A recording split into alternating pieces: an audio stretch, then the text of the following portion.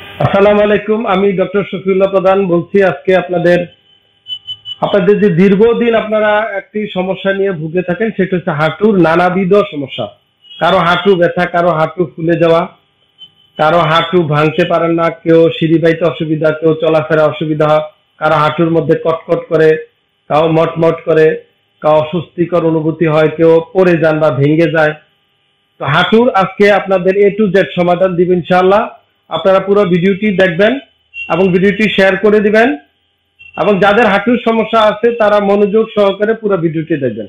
প্রথমত, হাঁটু ব্যথার বা হাঁটুর সমস্যার যে কারণগুলা আমরা আমাদের নিয়মিত প্র্যাকটিসে পেয়ে থাকি, সেটা হচ্ছে অস্টিওআর্থ্রাইটিস।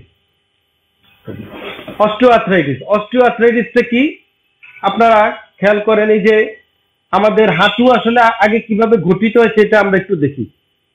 আমাদের এই যে হাঁটুর এই উপরের অংশ, এটা হচ্ছে আমাদের ফিমার বোন।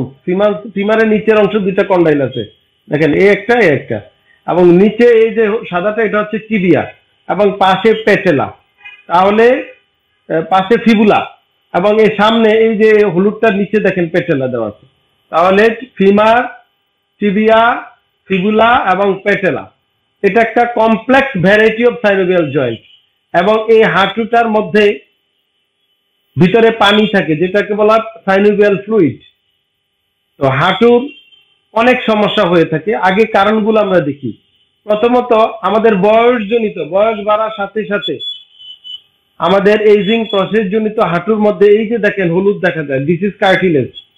এগুলো হচ্ছে সেকেন্ডারি কার্টিলেজ। এটা হচ্ছে আমরা যে দাঁড়াই, এই যে আমি দাঁড়াইলে আমাদের হাঁটুর শক অ্যাবজর্ব করে এই যে কার্টিলেজ, এই ওই চাপটা নেয় এই কার্টিলেজ, এটা নরম হাড়, এই শক অ্যাবজর্ব হিসেবে কাজ করে। এখানে বিভিন্ন ভিতরে ফ্লুইড থাকে, লিকুইড থাকে এবং সফট জেলিটেড সাবস্টেন্স। তারপরে হচ্ছে এই কার্টিলেজটা অনেক সময় ক্ষয় হয়ে যেতে পারে, আস্তে আস্তে ক্ষয় হয়। বয়সজনিত বিভিন্ন প্রদাহের কারণে বিভিন্ন লটস অফ কজ আছে, কিছুটা এজিং প্রসেস। ডিমিনারেলাইজেশন হতে পারে, যেমন আমাদের আমরা যে খাবার খাই বা আমাদের বয়স বাড়ার সাথে সাথে বিভিন্ন রোগে বিভিন্ন কারণে বা খাবারের অপর্যাপ্ত মিনারেলাইজেশন, যেমন ভিটামিন ডি এর সাপ্লিমেন্ট কম থাকলে, glucosamine, chondroitin sulphate, collagen type 2, magnesium, manganese, phosphorus, বিভিন্ন এমনকি জিঙ্ক হতে শুরু করে বিভিন্ন ভিটামিন যেমন ক্যালসিয়াম, এগুলার ঘাটতি এবং হচ্ছে ব্যালেন্স না থাকলে তখন দেখা যায় হতে পারে বিভিন্ন রোগে হতে পারে। যেমন রিউমাটয়েড আর্থ্রাইটিস, আপনারা জানেন যে এটা একটা অটোইমিউন ডিসঅর্ডার। আর্থ্রাইটিস, প্রায় 200 টাইপের আর্থ্রাইটিস আছে। অ্যানকাইলোজিং স্পন্ডিলাইটিস, তারপরে হচ্ছে সেপটিক আর্থ্রাইটিস, হাঁটুতে যদি কোনো প্রদাহ হয় আঘাত পেয়ে হোক বা ইনফেকশন থেকে, বিভিন্ন ভাইরাল এন্ড ব্যাকটেরিয়াল ইনফেকশন থেকে হতে পারে। সেপটিক আর্থ্রাইটিস যেমন মাইকোব্যাকটেরিয়াম টিউবারকুলোসিস থেকে বা টিবি হাঁটুতে হতে পারে। তা হতে পারে যে ভাইরাল চিকুনগুনিয়া বা করোনার মতো ভাইরাস বা এনি সিজনাল ফিভার থেকে হাঁটুতে কিন্তু প্রদাহ হতে পারে। বিভিন্ন অতিরিক্ত ওজন, কারো যদি অতিরিক্ত ওজন থাকে তখন কিন্তু হাঁটু আর এক পর্যায়ে শক অ্যাবজর্ব করতে পারে না। একটা মানুষের হাইট অনুযায়ী ওজন হবে, সেটা যদি কম বেশ হয় তখন হাঁটুতে সমস্যা হতে পারে। তারপরে হচ্ছে বিভিন্ন ইনজুরি। আপনারা হাঁটতে চলতে ফিরতে আমরা কি করি, অনেক সময় আঘাত পাই, পড়ে যাই। স্পোর্টস ইনজুরিতে কমন যে সমস্যাটা হয়, দুইটা লিগামেন্ট আছে ভিতরে, এই কার্টিলেজটা ছাড়াও এই যে লিগামেন্ট দেখেন, এই লিগামেন্ট বাইন্ডিং এভাবে ক্রস থাকে, cross ligament, anterior and posterior cruciate ligament প্রায় ছিঁড়ে যায়। স্পেশালি যারা বিভিন্ন বাহিনীতে জব করে, পুলিশ, আর্মি, বিডিআর, র্যাব বা বিভিন্ন সেনাবাহিনী, নৌবাহিনী, বিমান বাহিনী, এখানে স্পোর্টসে যখন ইনজুরি হয় বা বিভিন্ন ক্রিকেটার প্লেয়ার, ফুটবল প্লেয়ার, খেলোয়াড়, অ্যাথলেট, মানে যারা দৌড় ঝাঁপ করে তাদের বা কোনো কারণে হঠাৎ হোঁচট খেয়ে পড়লে, লটস অফ বিভিন্ন কারণে ইনজুরি হলে এই ক্রুসিয়েট লিগামেন্ট, স্পেশালি অ্যান্টেরিয়র যেটা, সেটা হচ্ছে আমাদের ফরওয়ার্ডিং, যেন আমরা ভেঙে না পারে হাঁটু, হ্যাঁ সামনে ভেঙে না পড়ে, সেই ক্রুসিয়েট লিগামেন্টে ইনজুরি হয়, ছিঁড়ে যায়। সেটা আবার পার্শিয়াল হতে পারে, অর্ধেক হতে পারে, পুরো হতে পারে, আংশিক হতে পারে, বিভিন্ন প্রকার ইনজুরি হতে পারে। তা থেকে হাঁটুতে সমস্যা হয়। এই যে কার্টিলেজ যেটা বলছি, কুশন যে মিনিসকাস ওই সময় অনেক সময় ফেটে যেতে পারে, টিয়ার হতে পারে, তা থেকে ইনজুরি হতে পারে। এই যে টিবিয়া, ফিমার এবং টিবিয়ার মধ্যে যে বাইন্ডিং লিগামেন্ট দেখেন এই হলুদ, এগুলো অনেক সময় ইনজুরি জনিত সমস্যা হতে পারে। আবার টেন্ডিনাইটিস, টেন্ডন গুলা প্রদাহ হতে পারে। এই যে আমাদের লিগামেন্টা পেটিলি, তারপরে এখানে যে টেন্ডন এসে লেগেছে কোয়াড্রিসেপসের প্যাটেলাতে, এখানে বাসা থেকে বাসা প্রদাহ হতে পারে, টেন্ডন ইনফ্লামেশন হতে পারে বিভিন্ন কারণে, বিভিন্ন ডিজিজ ডিসঅর্ডারের কারণে, মিনারেলাইজেশন ডেফিসিয়েশন কারণে, অনেক কারণে হতে পারে। অনেকে হাঁটুর ব্যথা নিয়ে আসে বটে, কিন্তু আমরা দেখি হাঁটুর ভিতরে হয়তো ব্যথা না, তার ধারণা তো ভিতরে ব্যথা, আমরা এখানে ব্যথা পেতে পারি, এখানে ব্যথা পেতে পারি। পিছনে ব্যাকার সিস্ট নামক একটা সমস্যা হয়ে থাকে, আমরা প্রায় পাই ব্যাকার সিস্ট, তা থেকে হাঁটুতে ব্যথা হতে পারে। অনেক সময় কোমরের সমস্যা হাঁটুতে রেফার্ড হয়। এই যে আমাদের কোমরে দেখেন, এই যে কোমরের ডিস্ক প্রলাপস, এই ডিস্ক প্রলাপসের এই নার্ভ কম্প্রেশনের নার্ভ গুলো কিন্তু সাপ্লাই দিয়েছে আমাদের নিচের অংশে, তা থেকে হাঁটুতে ব্যথা হতে পারে। তারপরে আমাদের যদি হাইটের সাথে ওয়াইটের সমস্যা হয়, যদি আমাদের জুতার পায়ের তলার সমস্যা থাকে, তা থেকে কিন্তু হাঁটুতে ব্যথা হতে পারে। বিভিন্ন ইনফেকশন থেকে তো আমি বলেছি, বিভিন্ন আর্থ্রাইটিসের কথা বলেছি, বিভিন্ন টেন্ডিনাইটিস, আর হচ্ছে বার্সাইটিস, খুব ইম্পর্টেন্ট। এখানে হাঁটুর এখানে প্রিপ্যাটেলার, সুপ্রাপ্যাটেলার, ইনফ্রাপ্যাটেলার, হ্যাঁ, এবং এই যে পিছনে যেখানে ব্যাকার সিস্ট বলছে, দিস ইজ অলসো বার্সা। তো এগুলা কিন্তু ইনফ্লামেশন বা প্রদাহ হতে পারে, তা থেকে হাঁটু ব্যথা হতে পারে। হাঁটু ব্যথা একটা বাচ্চার হতে পারে, একটা মধ্যবয়সী লোকের হতে পারে, একটা নারীর হতে পারে, একটা পুরুষের হতে পারে, একটা কালো লোকের হতে পারে, একটা ফর্সা লোকের হতে পারে। ধর্ম ভেদে নির্বিশেষে যে কোনো বয়সে যে কোনো লোকের হাঁটু ব্যথা হতে পারে। তবে আমরা কমন অস্টিও আর্থ্রাইটিস যেটা পায়, হাড় ক্ষয় রোগ, সেটা হচ্ছে মধ্য বয়সে, মানে 40 থেকে ততোর্ধ্ব লোকের কমন পাই। সেক্ষেত্রে আবার হাড় বেড়ে যেতে পারে, এইভাবে হাড় বেড়ে যায় অনেক সময়, দেখলাম আমরা ডাক্তারি ভাষা বলে অস্টিওফাইট, তখন রুগী আওয়াজ ফিল করে বা হাঁটু ভাঙতে পারে না। তো হাঁটু ব্যথার আদ্য প্রান্ত মোটামুটি আপনারা বুঝতে পারছেন যে কজের কিন্তু কোনো শেষ নাই, অনেক কারণে কিন্তু হাঁটু ব্যথা হয়। তো এই নিয়ে আজকে আপনাদের বিভিন্ন এক্সারসাইজ দেখাবো, চিকিৎসা কি কি করতে হবে, বাসায় কি করবেন, কি কি ওষুধ আমরা দিয়ে থাকি, এগুলো নিয়ে আমরা ডিটেলস আজকে এই ভিডিওটি আলোচনা করব। আপনারা অবশ্যই সাথে থাকবেন এবং দেখতে থাকেন। আজকে আপনাদের হাঁটুর ব্যথার চিকিৎসার একটা ইম্পর্টেন্ট জিনিস, এই জিনিসটা আপনারা হয়তো ছিলেন, যেটা আমরা নি ক্যাপ বলি। নি ক্যাপ এটা প্রায় ব্যবহার হয়, এটা হচ্ছে ওল্ড ভার্সন নি ক্যাপ, ওল্ড ভার্সন। এই প্রাচীন চিকিৎসা নিয়ে এখন আর চলে না। এই নি ক্যাপ যদি আমরা হাঁটুতে ব্যবহার করি, তাহলে যেটা হবে, এই অংশটা ফুলে যাবে, নিচের অংশটা, কারণ এই নি ক্যাপটা এই দেখেন মৌজার মতো, এটা এখান থেকে ঢুকে এখানে পড়তে হয়। দেখাও তো, দেখাও। এবং এটা পড়তে হলে কষ্ট, এই কোমর ব্যথা থাকলে পড়া যায় না, মৌজা পড়তে অসুবিধা হয়। হ্যাঁ, আচ্ছা দেখেন, এই নি ক্যাপ যদি সারাদিন পরে থাকেন আপনি হাঁটু ব্যথা কমানোর জন্য, যেটা আমরা আরো 20 বছর আগে প্র্যাকটিস করেছি, এখন এটা চলে না। এটা চলে কাদের ক্ষেত্রে সেটা বলছি।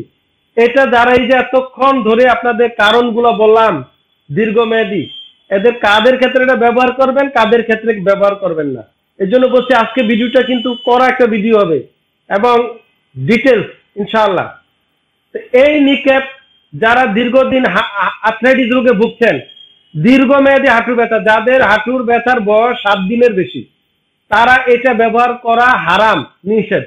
এটা ব্যবহার করলে আরাম পাবে, হাঁটু ব্যথা কম লাগবে, ভালো লাগবে, কিন্তু আপনার আজীবনের জন্য আপনার হাঁটুর একটা রোগ আপনি সৃষ্টি করলেন। এই কোয়াড্রিসেপস মাসেলটা দুর্বল হয়ে যাবে, হাঁটুটা শুকিয়ে যাবে, পাটা দেখবেন শুকিয়ে গিয়েছে, এবং এই নিচের অংশ সার্কুলেশন কমে যাবে, সার্কুলেশন হবে না। এই কাপ, এটা হচ্ছে পেরিফেরাল হার্ট বলা হয় কাপ মাসেলকে, পেরিফেরাল হার্ট মানে হার্টটা আমাদের এই বাম বুকে আছে, এটাও কিন্তু কাপ, হার্টটা কিন্তু স্কুইজিং হয়, তখন এই অংশের পানিটা, ব্লাডটা সার্কুলেশন উপরে চলে আসে। যদি আপনি এখানে টাইট একটা কিছু ইউজ করেন, তাহলে আর সার্কুলেশন ঠিক মতো হবে না, না উপর থেকে যাবে না নিচ থেকে উঠবে, চলাচল বন্ধ, এগুলো ফুলে যাবে। এবং এটা ইউজ করতে গেলে রুগীর এটা ডিপেন্ডেন্সি গ্রো করে, এটার প্রতি কি হয়, এফিনিটি হয়, আসক্তি হয়। আসক্তির কারণে আর রুগীরা ছাড়তে পারে না। আস্তে আস্তে রুগী আমাদের কাছে আসে, তখন ডাক্তার সাহেব যারা ছুরি কাছি নিয়ে বসে থাকে, যেটা অপারেশন করতে হবে। তো এইটা ব্যবহার করা যাবে না, নিষেধ।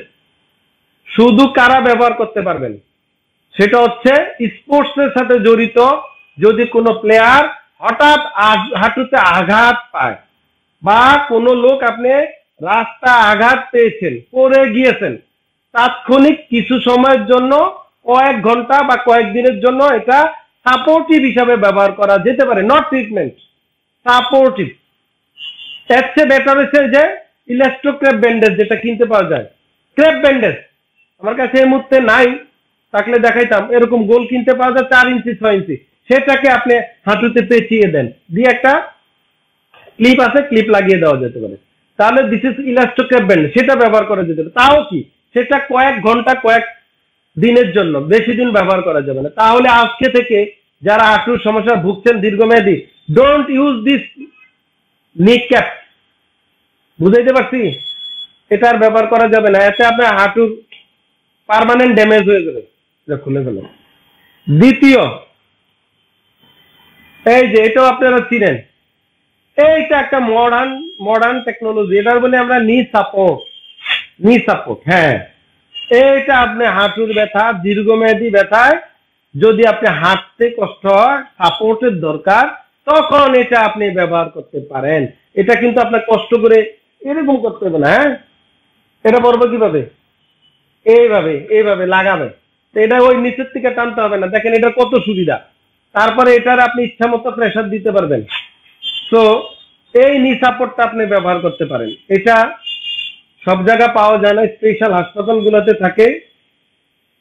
এইভাবে দিয়ে এই যে বাটি যেখানে পেটেলা দেন, সাপোর্ট লাগাও,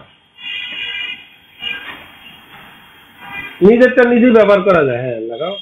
এবার এটা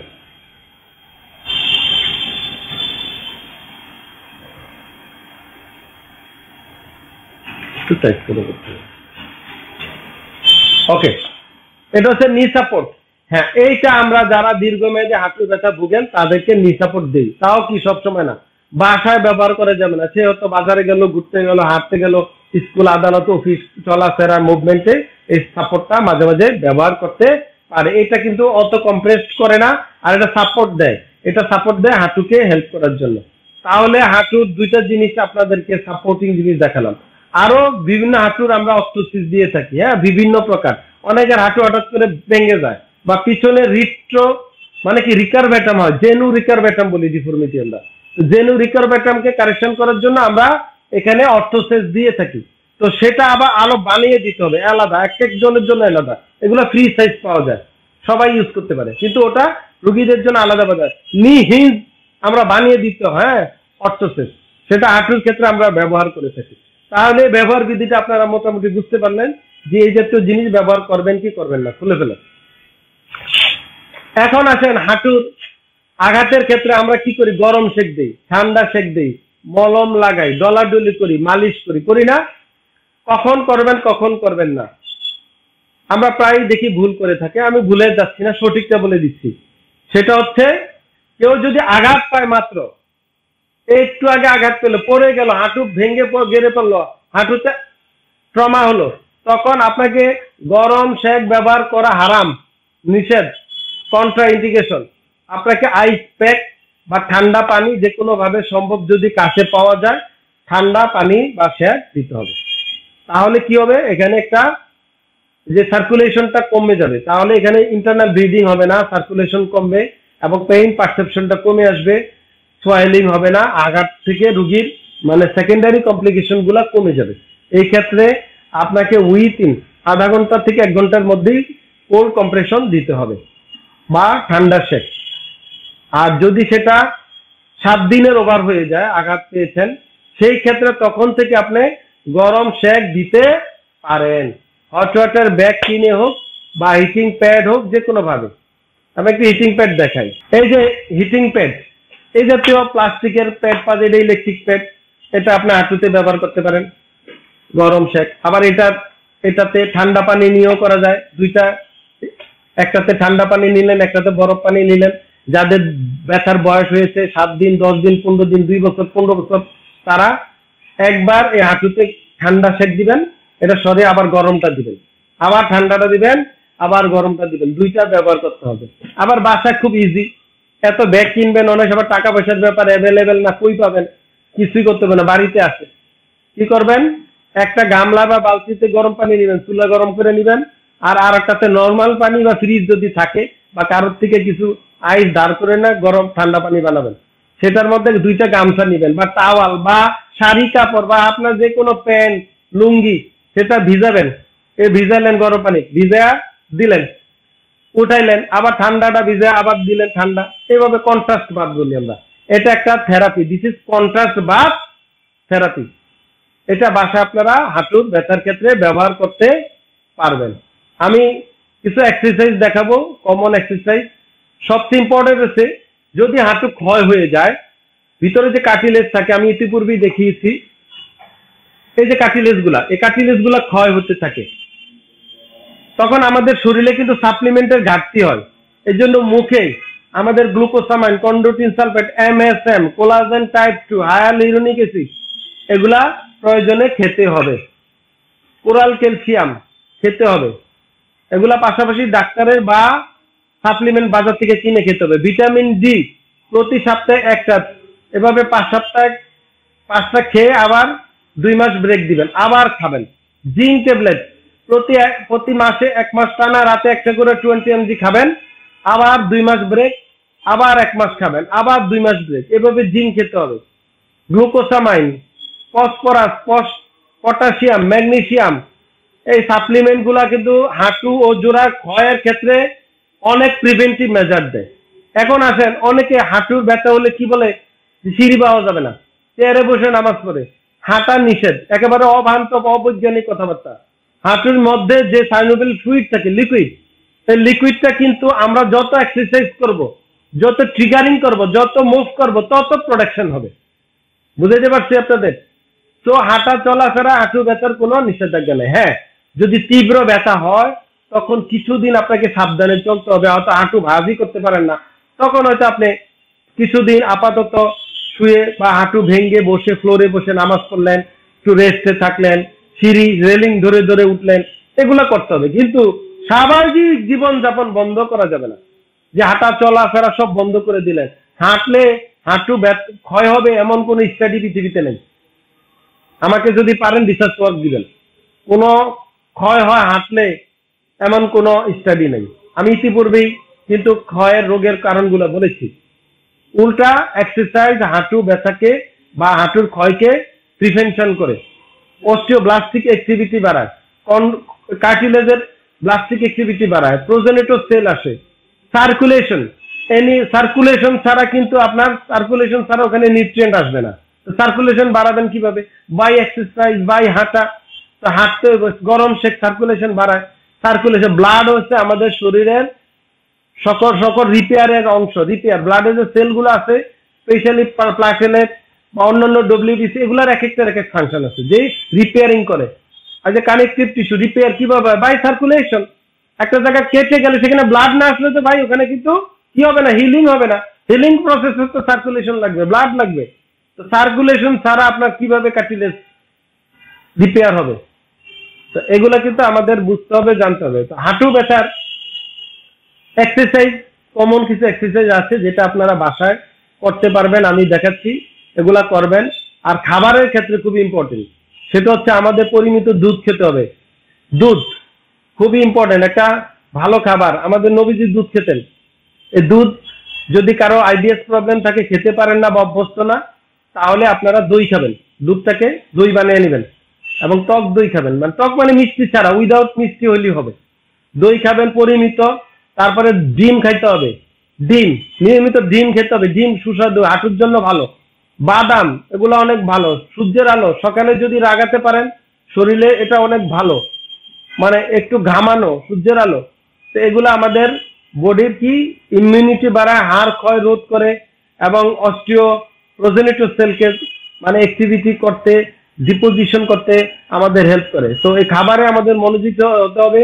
সুষম সুস্বাদু মানে পুষ্টিকর খাবার নিয়মিত খেতে হবে। সকল খাবারই আমরা খাবো, সিজনাল খাবার খাবো, এর আগে বলেছি। খাবারগুলো সবই খেতে হবে, কোনো একটা খাবার কম খাওয়া আর একটা বেশি খাওয়া এটা করা যাবে না। স্পেশালি আমাদের যে শাকসবজি, ভিটামিন, মিনারেলস এগুলা যেগুলো বেশি থাকে এগুলো আমরা খাবো। এগুলো আমাদের হাড় ও জোড়া গঠনে উপকারে আসে। আর হাঁটু প্রিভেনশন করতে গেলে আমাদের হাঁটুর নিয়মিত এক্সারসাইজ করতে হবে। বাচ্চাদেরকে জোর, দৌড়, ঝাঁপ এগুলা করতে হবে। এখন আসেন এক্সারসাইজ।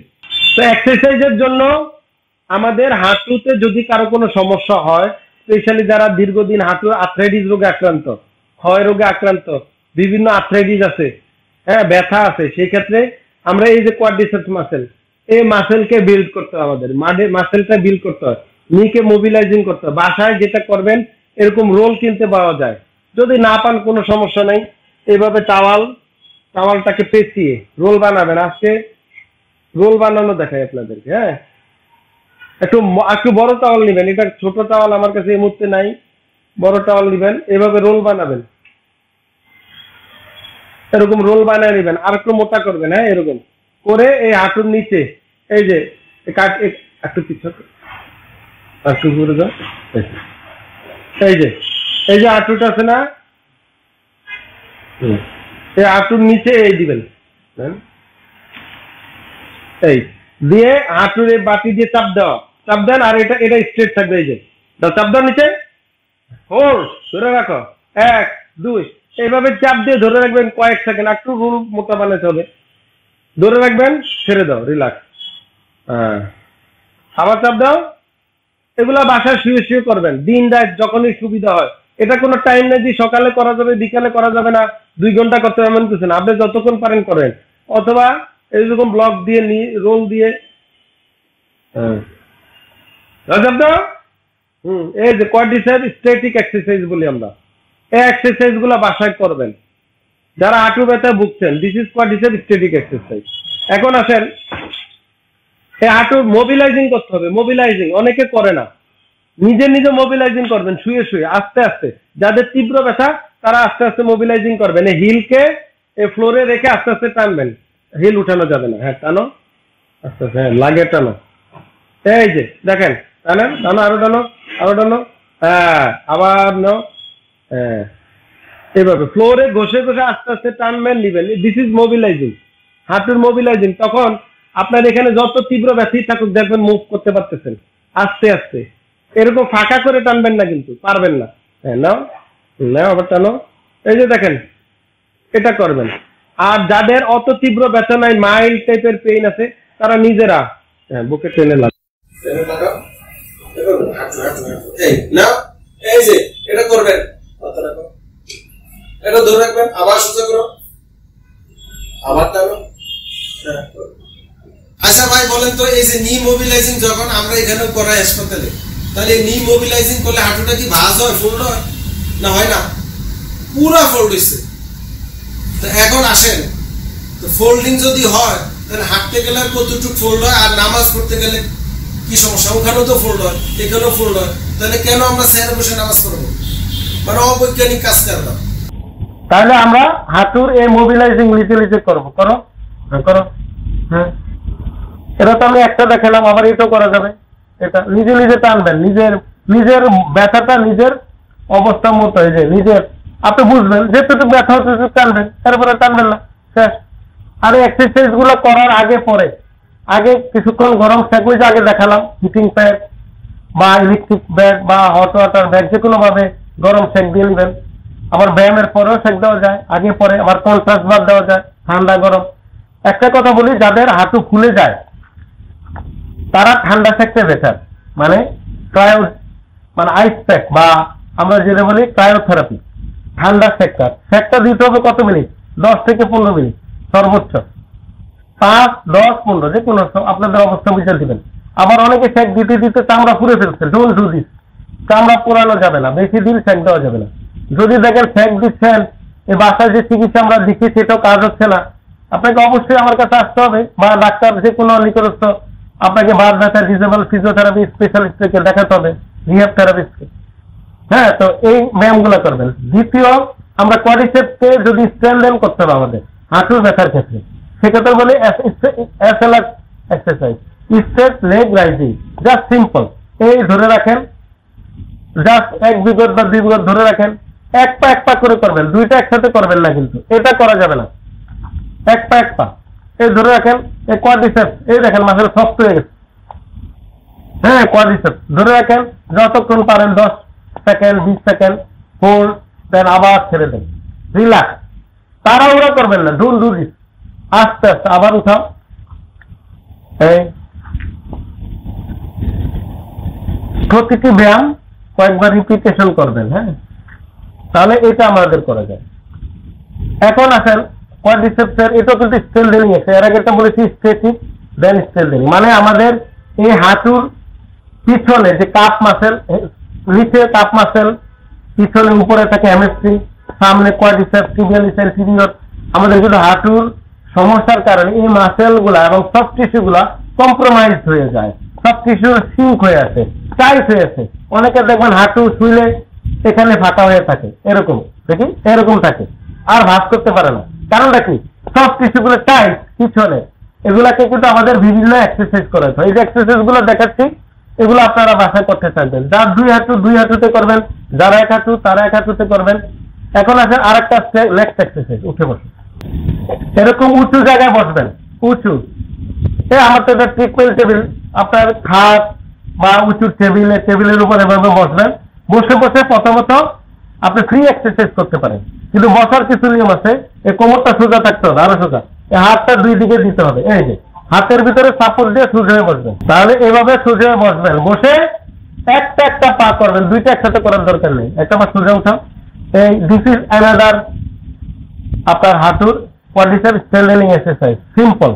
এটা করবেন, ধরে রাখবেন, আস্তে আবার ছেড়ে দাও, আবার উঠাও।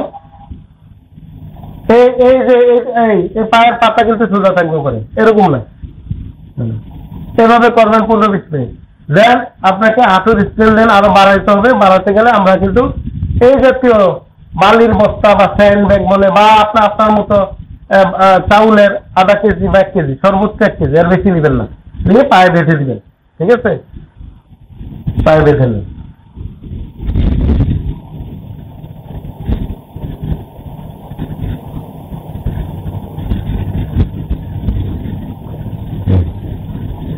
এই বাস্তব কিন্তু বসা হয়েছে, সোজা বসতে হইব। যদি সোজা হয়ে হাত সাপোর্ট দিয়ে না বসেন এভাবে, তাহলে কিন্তু মাজা ব্যথা হবে, কোমর ব্যথা হবে। এই যে স্ট্রেট বসতে হবে, দেন পা উঠাও, আস্তে আস্তে উঠাতে হবে, আর আঙ্গুল সোজা থাকবে উপরে। ধরে রাখো, এভাবে ধরে রাখবেন যতক্ষণ পারেন, কয়েক সেকেন্ড, 5 সেকেন্ড, 10 সেকেন্ড, 15 সেকেন্ড। আস্তে আবার নামাও, আবার উঠাও।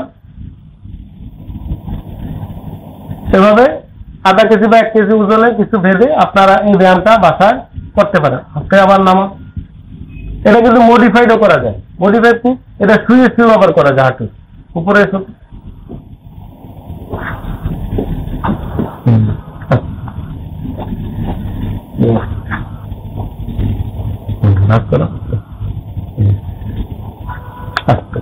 আবার নাও। এইভাবে করা যাবে কিন্তু, দেখছেন? বেঁধে আস্তে আস্তে নেবেন, হ্যাঁ, ভাঁজ করবেন, আবার আস্তে ছাড়ো, আস্তে ছাড়ো। হ্যাঁ, এই মডিফাইডও কিন্তু করা যায়। এতে আমার প্রত্যেকটা মাসেল কাজ করবে, হ্যামস্ট্রিংও করবে, কোয়াড্রিসেপস করবে, উপরে এটা করা যাবে। ঠিক আছে, বিভিন্ন ভাবে আমরা এক্সারসাইজ গুলো বাসা করবে। এখন আসেন আপনাকে কোয়াড্রিসেপস স্ট্রেচিং, কোয়াড্রিসেপস মাসেলকে স্ট্রেচ, প্রত্যেকটা মাসেলকে এতক্ষণ আমরা স্ট্রেচিং এবং স্ট্রেলথেনিং করালাম। এখন মাসেল গুলাকে স্ট্রেচিং করাতে হবে, মাসেল গুলাকে বড় করতে হবে। ওই যে বলছিলাম কম্প্রোমাইজ থাকে, টাইট হয়ে থাকে। সেলফ স্ট্রেচিং কিভাবে করবেন? হ্যাঁ, এটা দেখেন, এই হাঁটু ধরে, 2 হাত দিয়ে ধরে টেনে এইভাবে ধরে রাখবেন, এই আর একটু উঠবে, এই ধরে রাখবেন। এটা আমাদের এই যে কোয়াড্রিসেপস, নিচের মাসেলটা কিন্তু স্ট্রেচ হচ্ছে। নিচেরটা নিজে করবেন, করে দেখাও কতক্ষণ ধরে রাখবেন। ভালো কথা, স্ট্রেচ কয়েক সেকেন্ড হোল্ড করতে হবে, 10 থেকে 15 সেকেন্ড ধরে রাখতে হবে। খুব আস্তে আস্তে স্ট্রেচ করতে হবে। এগেন নতুন করে আবার দেখাচ্ছি, আস্তে আস্তে নাও, হাত দিয়ে ধরে ধরে আস্তে 2 হাত দিয়ে ধরে এভাবে ধরে রাখতে হবে কতক্ষণ। এই দেখেছেন, এই জাস্ট কয়েক সেকেন্ড হোল্ড করে রাখতে হবে। এটা হচ্ছে কোয়াড্রিসেপস স্ট্রেচিং। সেম আমাদের কাপ, এই মাসেলকে স্ট্রেচ করাতে হবে। তারপরে হচ্ছে টিবিয়ালিস অ্যান্টেরিয়রকে স্ট্রেচ করাতে হবে, হ্যামস্ট্রিংকে স্ট্রেচিং করাতে হবে। তো ওই যে এর আগে এখন শুয়ে অ্যাক্টিভ স্ট্রেচিং করা যায়। হ্যাঁ, শুয়ে এদিকে এটা করবে, এটা সেলফ স্ট্রেচিং। হ্যাঁ, তাহলে এই যে দেখেন, এভাবে টেনে অথবা এখান দিয়ে একটা গামছা ধরে আপনি টান দিতে পারেন। ঠিক না? এটা কিন্তু আমাদের কাপ এবং হ্যামস্ট্রিং স্ট্রেচ হচ্ছে, সেলফ স্ট্রেচিং। এইভাবে করা যায়। আরেকটা হচ্ছে ওদিকে চাপ দাও জোরে, টিবিয়ালিস অ্যান্টেরিয়র, এই মাসেলটা স্ট্রেচ হচ্ছে, দেখছেন? যদি বাসা কেউ থাকে তাকে বলবেন হালকা একটু হালকা প্রেসার দিতে, সম্ভব হলে। এই স্ট্রেচিং গুলা শুয়ে করবেন। এরপরে হচ্ছে হ্যামস্ট্রিং, প্রেস করতে হবে। উঠাও, সোজা উঠাও, উঠাও, ওই যে দুই হাত দিয়ে। হ্যাঁ, এই যে হ্যামস্ট্রিং, এই যে দেখেন স্ট্রেচিং, এই ধরে এটা করতে হবে। প্রত্যেকটা এক্সারসাইজ 5 থেকে 10 বার আস্তে আস্তে করতে। আবার হ্যামস্ট্রিং দেখো, আবার এগেইন।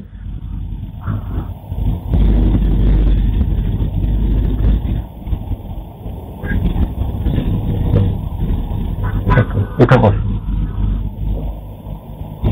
হ্যামস্ট্রিং এর আরো কিছু কমন এক্সারসাইজ আপনাদেরকে আমি দেখাই, একটু ওদিকে যাবো। যেমন এরকম উঁচু কিছু জায়গায় একটু ওদিকে যাবো। এই যে আপনার এই যে এভাবে পাটা উঠিয়ে এই দেখেন, এই যে স্ট্রেচিং, এরা হ্যামস্ট্রিং এবং কাপ দুইটা কিন্তু স্ট্রেচ হচ্ছে, খেয়াল করছেন? এই যে স্ট্রেচিং, একটা উঁচু জায়গা ব্লক বা খাটের কিনার এভাবে রেখে হোল্ড করে ধরে রাখেন, আবার ছেড়ে দেন, আবার হোল্ড করে ধরে রাখেন, আবার ছেড়ে দেন। এটা করা যেতে পারে। অথবা আমরা যে পাটাকে স্ট্রেচ করবো হ্যামস্ট্রিং, সেটা হচ্ছে এটা এভাবে রেখে এটা একটু সামনে রেখে একটু স্টেপ, মানে আমরা হাঁটতে গেলে স্টেপ দিই। হ্যাঁ, এই পাটা ভাঁজ করা যাবে না, এই দিয়ে আমরা কিন্তু এই হাঁটুটা ভাঁজ হয়ে যাবে। এই যে দেখেন, তাহলে কিন্তু অটো সেলফ স্ট্রেচিং হচ্ছে। হ্যাঁ, এটা আপনারা করতে পারেন, আস্তে আস্তে করবেন।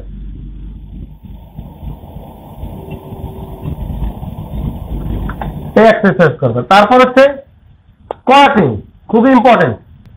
স্কোয়াটিং খেয়াল করেন, স্কোয়াটিং এটা হাঁটুর ব্যথার ক্ষেত্রে বা কোয়াড্রিসেপস মোবিলাইজিং এবং স্ট্রেচিং, স্ট্রেলহেলিং এর ক্ষেত্রে খুবই ইম্পর্টেন্ট। স্কোয়াট করতে হলে পাতা ঘুরালি কিন্তু উঠা যাবে না, ঘুরালি উঠা যাবে না, এই দাঁড়াতে হবে এবং আপনাকে আস্তে আস্তে আস্তে আস্তে মেরুদণ্ড সোজা রেখে পিছনে বসতে হবে। আবার উঠলেন, যতটুক যাওয়া যায়, অথবা একেবারে বসা যাবে, কোনো সমস্যা নাই। স্কোয়াটিং শুনে করা যাবে না, করা যাবে না, এটা হাঁটুতে আঘাত লাগতে পারে। স্কোয়াট মানে একেবারে হিল বরাবর বসতে। হ্যাঁ,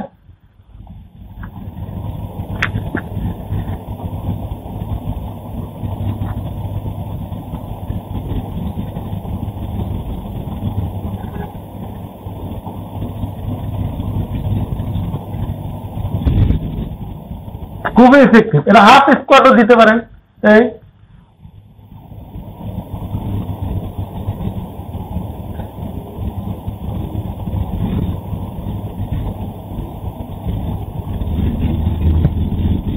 তাহলে এতক্ষণ আপনাদের হাঁটুর বিভিন্ন কারণ, হাঁটু ব্যথার বিভিন্ন চিকিৎসা, এক্সারসাইজ, এটা বেসিক খাবার, এগুলোর কথা বললাম। এখন আসেন আমরা এই সকল ক্ষেত্রে যাদের দীর্ঘমেয়াদী হাঁটুর আর্থ্রাইটিস, পুরজিগি বা অ্যানকাইলোসিস হয়ে যায়, বা অনেক সময় ডাক্তার অপারেশন করতে বলে, সেই রুগীকে আমরা কিন্তু হসপিটালাইজ করি।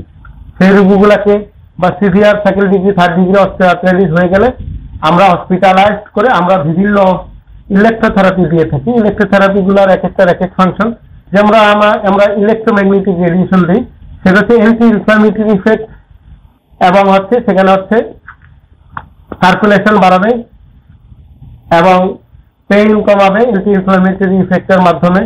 পাশাপাশি আপনার অস্টিওব্লাস্টিক এবং এই যে কন্ড্রোব্লাস্টিক অ্যাক্টিভিটি এগুলা বাড়াবে এবং হাড় ও জোড়ার অনেক উপকারে আছে।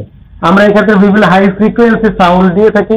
Sound therapy collection of fluid, যে সোয়েলিং থাকে এগুলা কমায়, পাশাপাশি পেইন কমায়, এগুলো আমরা দিয়ে থাকি। এবং ওই যে একই কথা, সার্কুলেশন বাড়াবে, ওখানে কিন্তু ব্লাস্টিক অ্যাক্টিভিটি বাড়াবে। এবং সেক্ষেত্রে আমরা বিভিন্ন আরো ইলেকট্রোথেরাপি যেমন ইন্টারফেরেন্সিয়াল থেরাপি দিয়ে থাকি। ইন্টারফেরেন্সিয়াল হচ্ছে medium frequency current. Medium frequency কারেন্টটার কাজ হচ্ছে কি, এট এ টাইমে মাসেল গুলা, এই যে হাঁটুর চারপাশে মাসেল গুলাকে সে স্কুইজিং করাবে, হ্যাঁ, সংকোচন প্রসারণ, এতে সার্কুলেশন বাড়বে, ইন্টারনাল যে কালেকশন থাকে অনেকে ফুলা থাকে, ফুলা কমে যাবে, পেইন কমবে, মাসেল স্ট্রেংথ হবে। তো এই জাতীয় আমরা অনেক থেরাপি, ইলেকট্রোথেরাপি হাঁটুতে অ্যাপ্লাইয়ের পাশাপাশি এই যে এক্সারসাইজ গুলো শিখালাম এগুলো আমরা দিয়ে থাকি। পাশাপাশি রোগীর লাইফস্টাইল মডিফিকেশন, খাবারের ব্যাপার এগুলা থাকে। আরো অ্যাডভান্স বিভিন্ন থেরাপি আমরা করে থাকি, যেমন আকুপাংচার বা ড্রাইনোজেনি, সেটা হচ্ছে ওই যে বিভিন্ন লিগামেন্ট, টেন্ডনের কথা বলছিলাম, সেগুলোতে যদি এটা অ্যাকর্ডিং টু আপনার ডিফারেন্সিয়াল ডায়াগনোসিস, এটা আমরা করে থাকি। পাশাপাশি আমরা প্রোনোথেরাপি দিয়ে থাকি। প্রোনোথেরাপি হচ্ছে গ্লুকোজ এবং আমাদের যে লোকাল আছে অ্যানাস্থেটিক, এটা মিক্স করে আমরা কেমোথেরাপি অনেক সময় দিয়ে থাকি। তো এটা এক এক রোগীর ক্ষেত্রে এক এক ভাবে, এটা অ্যাকর্ডিং টু ডায়াগনোসিস। আমরা বিভিন্ন পিআরপি, প্লাজমা থেরাপি, যেটা স্টেম সেল থেরাপি, এগুলা কার্টিলেজ, ভিতরে যে কার্টিলেজের কথা বলছিলাম, ক্ষয় হয়ে যাচ্ছে, এই ক্ষয়টাকে প্রিভেনশন করে এবং রিজেনারেট করে। তো প্লাটেলেটের কিন্তু একটা ধর্মই হচ্ছে সে রিজেনারেট করে। তো হাইলি কনসেন্ট্রেট প্লাটেলেট দিলেও অনেক ক্ষেত্রে অনেক হাঁটুর ক্ষয় বা এগুলা উপকারে আসে। তারপরে যে মুখে বলেছিলাম সাপ্লিমেন্ট হায়ার ইউরিনিক অ্যাসিড, সেটাও ইনজেক্টেবল ফর্মে হাঁটুতে দেওয়া যেতে পারে। অনেক সময় কিছু আর্থ্রাইটিস রোগী আছে যারা অ্যাকিউট আর্থ্রাইটিস নিয়ে আসে, তখন ডাক্তার অনেকেই আমরা কি করি, আমরা স্টেরয়েড দিয়ে থাকি। কিন্তু স্টেরয়েডের ব্যবহারটা এখন কমে গিয়েছে, কারণ স্টেরয়েড বেশি ব্যবহার করলে উল্টো হাঁটু আরো ক্ষয় হয়ে যেতে পারে। তো স্টেরয়েড প্রাথমিকভাবে 2-1 বার দেওয়া যায়, বছরে 1-2 বার, সেটা অ্যাকর্ডিং টু রোগীর অ্যাসেসমেন্ট অনুযায়ী। তো হাঁটুর আদ্যপন্ত মোটামুটি কিছুটা আইডিয়া আপনাদেরকে দিয়েছি। আরো বিভিন্ন জিম, আমাদের এখানে যে থেরাপিউটিক জিম আছে, জিমের মাধ্যমে আমরা বিভিন্ন সাইক্লিং করে থাকি রোগীদের।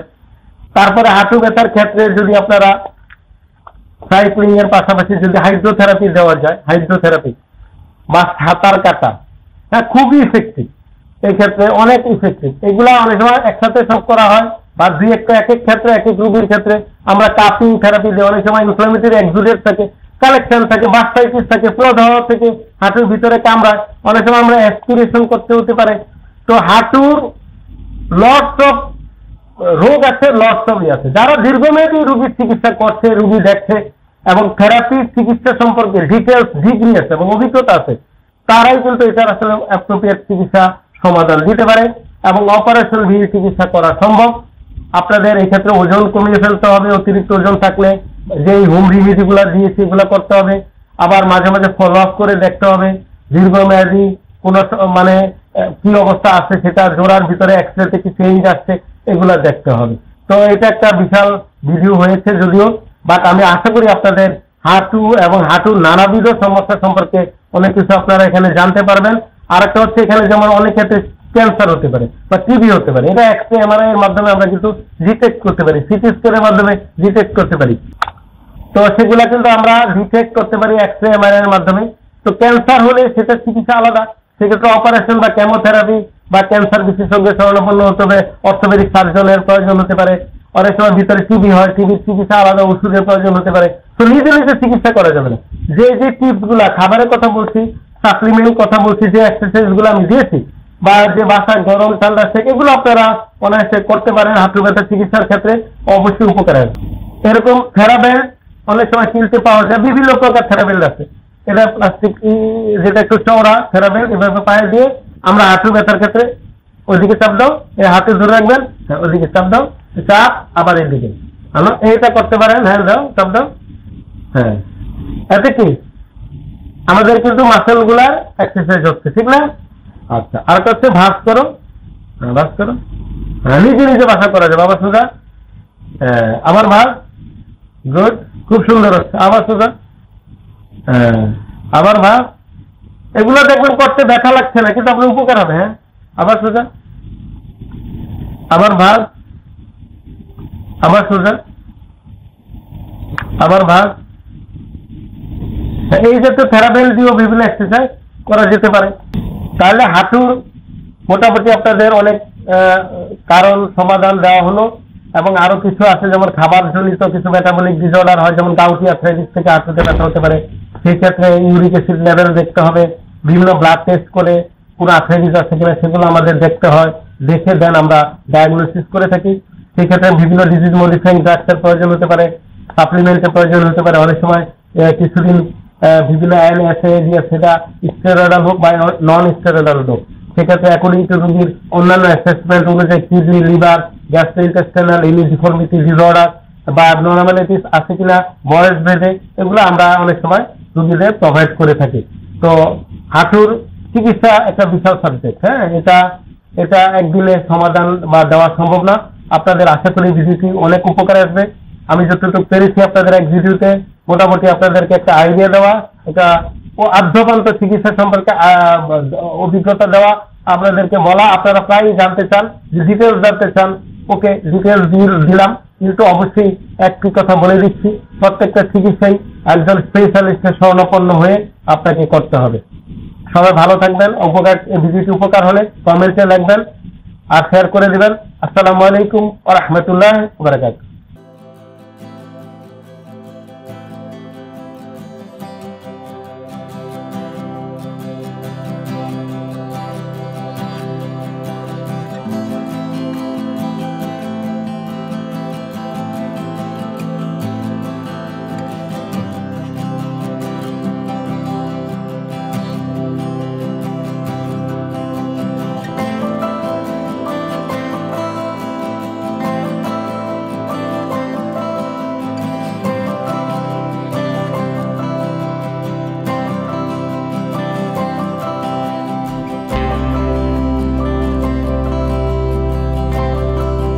আমরা চাই না আপনারা বারবার আমাদের কাছে ফিরে আসুন, তবুও আমরা আছি সব সময় সর্বদা আপনাদের পাশেই।